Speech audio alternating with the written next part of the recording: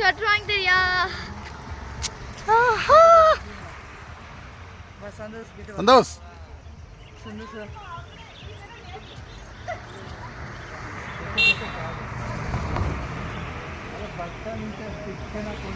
தள்ளி விட்டுறாதுப்பா.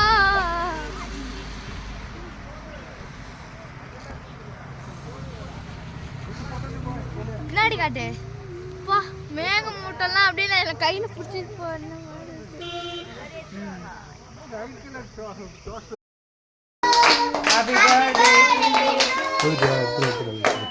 கட் பண்ணு